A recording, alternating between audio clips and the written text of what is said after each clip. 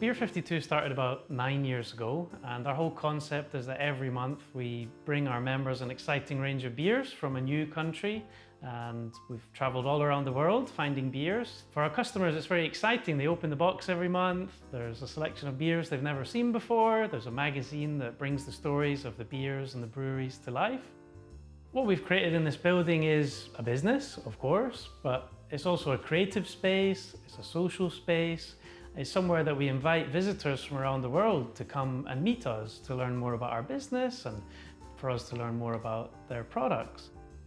After we got the keys, we discovered that it had a very rich history, and we found some very interesting images of Richard Demarco and Sean Connery sitting on the doorstep. And we soon realized that we were sitting on something very special, that this place had played host to all kinds of special events and visitors from around the world, and as a gallery had hosted the leading names in contemporary art of the time. I remember Sean Connery sitting here with me on the I've seen steps. that photograph, I think. Yeah. So many personalities, so many memories. Good to see you guys. Lovely to see you. There were so many famous people who came here, including Sean Connery, who had his office on the upper floor.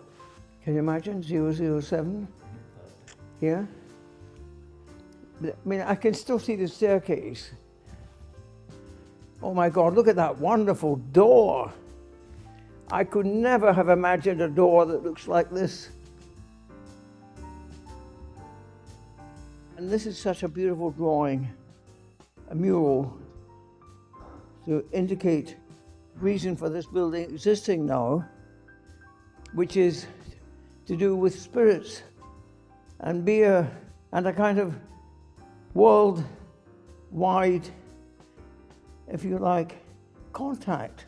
So let's go through into the main room. It used to be here, the main gallery. This was also a theatre. Can you imagine that? Good to see you. This was also my theatre.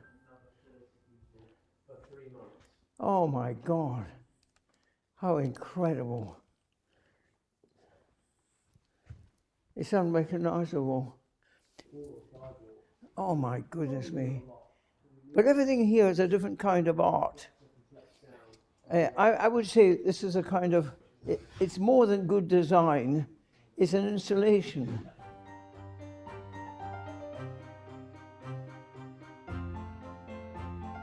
I remember how I loved the light coming in summer. And if I gaze out at the window here, I think of the balcony. And I remember so many times standing on that balcony, so much about the new town and the high hopes that people had when they built the new town, that this would be the future. This was an image of the future, this square. It was based on the architecture of Palladio, the great Italian Renaissance architect. And this is a kind of Italianate world. And they had high hopes at that time, in the 18th and early 19th century, of a world which would be about the Renaissance. When it reached here, it wasn't called the Renaissance, it was called the Enlightenment. And so rooms like this existed so that you could feel that you inhabited a kind of Italian Renaissance world. And I remember thinking how fitting and right it was that the gallery called the Richard Demarco Gallery had a kind of Italian connection. Peter Ustinov, oh gosh, the great actor, he was here. And we admired these rooms together. It was the ideal of an art gallery in a beautiful piece of Edinburgh, a part of Edinburgh, involving a piazza. This was a square. And I remember thinking how lucky I was to be here, to live here, to invite my friends here. And here you have, how can I say, evidence that Scotland was the world capital of culture at this time through the Edinburgh Festival. That's one of the rooms that I've just been in. That's the entrance there. That's one of the rooms as it was when it was a gallery. And here you have, I think, a beautiful image of what the gallery facade looked like. It's a symbol of the gallery. It's the human eye contained within a space. It's about visual information. And everywhere I look here in this building, great attention has been spent, devoted to the floors, to the ceilings. Proof that a building can be transformed so that it becomes a work of art in itself.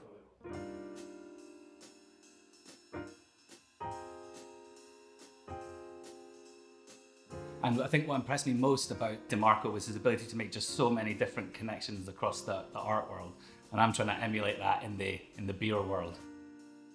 Just looking back at pictures of Demarco in this building and stuff has been quite wild. Like seeing him outside the front with Sean Connery and other famous people of the day with all their wacky art installations that they were doing out there. And then for us to now be out there drinking craft beers, you know, it must be about 45 years later, 50 years later, it's just so magical, really.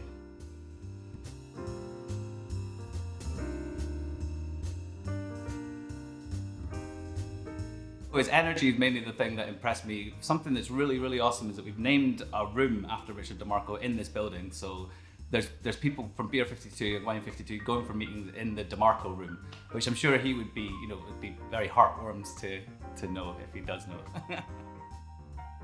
It's no longer a lawyer's office, it's a place of art. And here's the proof. Look up at me, look up at my head.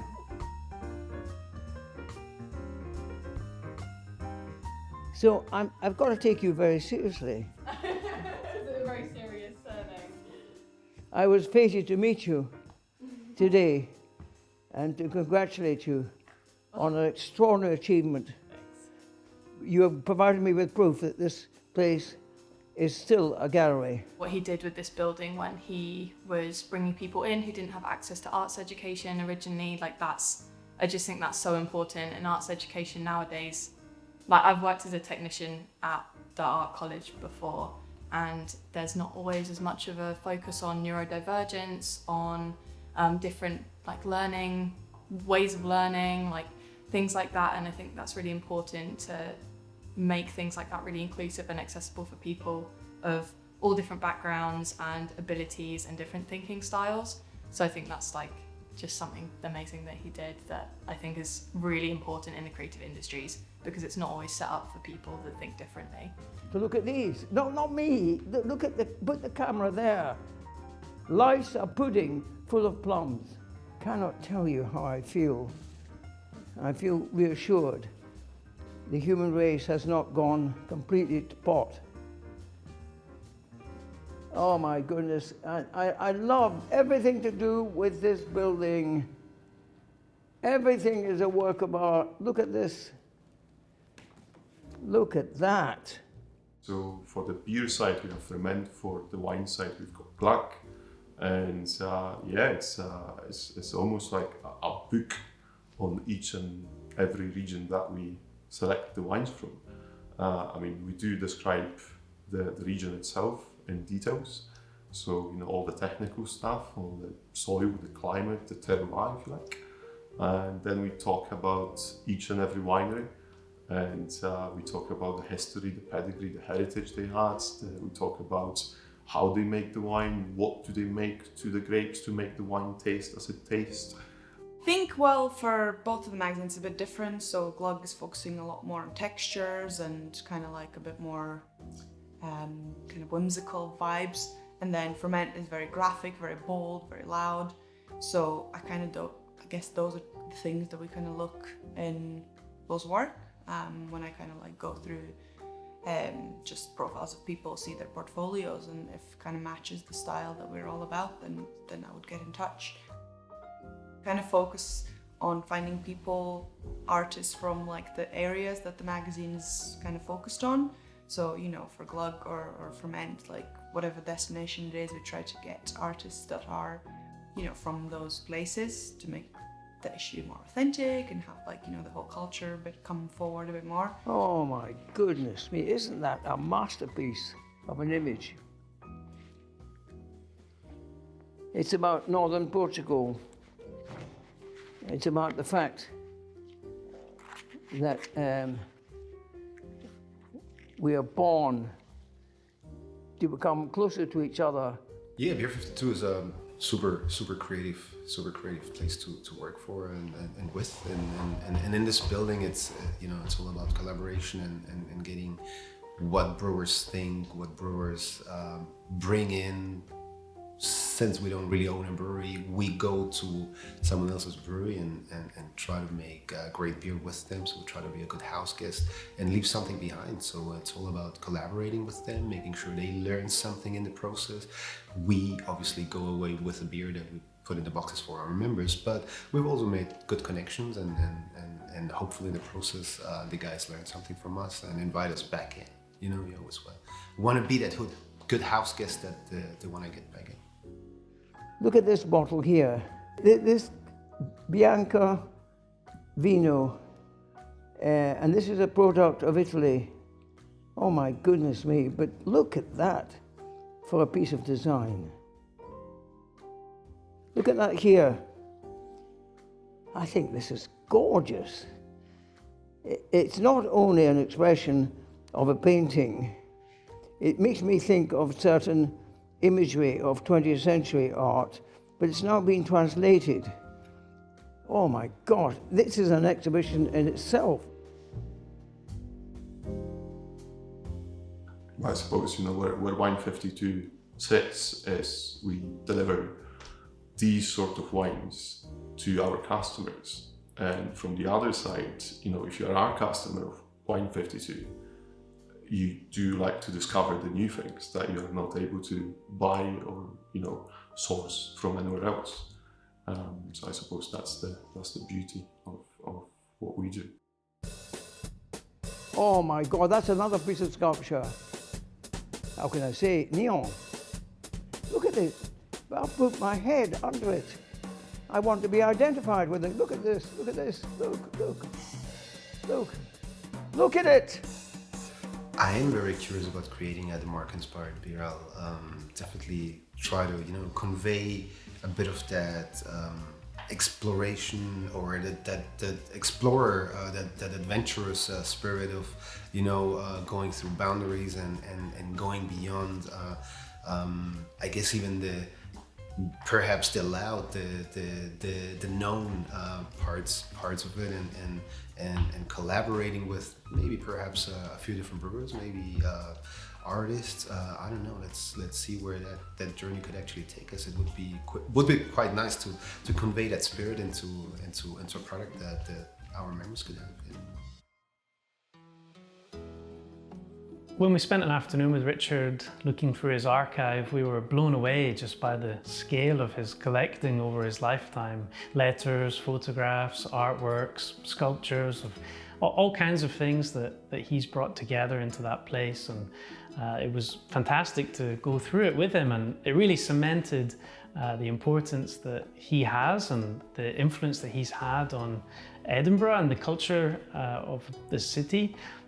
He's obviously been a pivotal role in all of the Edinburgh festivals, and we're hugely inspired to, you know, share some of that legacy and to be based in this building and take influence from what he's learned and what he's done. And a big part of it is taking our members on a journey of discovery to different regions of the world and maybe showing them a different side of certain countries than they've ever experienced before. A lot of our members wouldn't have tried Romanian wine before, but now that they have, they've become huge fans of it. And that's a lot like what Richard was doing. He was inviting artists from countries like Romania, and they were showcasing their art here, which at the time was very special because there was the Iron Curtain, those countries were communist, and this was giving people here in Scotland a chance to see something of a very different country. I think that maybe you should look at this.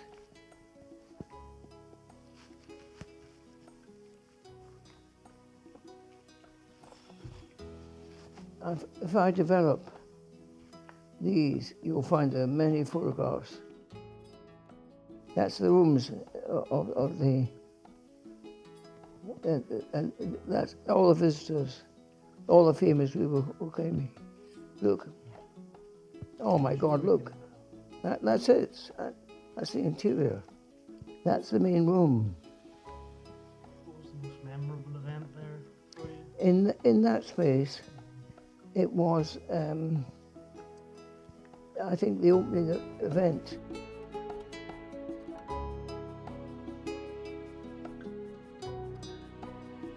So you've got a big job to do in the fact that you've created an installation inside that building where you take visual information extremely seriously. And what interests me greatly is your sense of the ridiculous, your sense of humour, which is very important. And I thank you for it. So it seems to me that, okay, the festival will happen, but we must continue our dialogue. And of course, Edinburgh University students have not yet discovered your building. And when they do, they'll get a shock. By the way, the Demarco Gallery was never a gallery. It was simply a house, a meeting place. It had the best restaurant in town. It welcomed everybody. It was open from 10 in the morning till 2 in the next morning. And everybody went there. When I go, that would be the end of my generation. And I'd like to think that I could, with your help, say that spirit didn't end. But we've got to be more confident in the use of visual language. If you didn't use visual language, you wouldn't be able to reach out. Being based here in Edinburgh as a company, we're at the fringes of Western Europe. We're out here in the North Sea, but as a team and as a company, we're working with people from all over the world. That's what we really love about what we do. The first 9 years of our company's journey has been an amazing adventure, and we've ended up here at Melville Crescent, which is a fantastic milestone for us. And there's still a lot more places to go. And so we continue traveling the world, finding exciting beers and wines, and maybe more importantly, sharing the story of those countries, the producers, the culture, the history of those places with our members. And we're very excited to continue doing that for many years to come.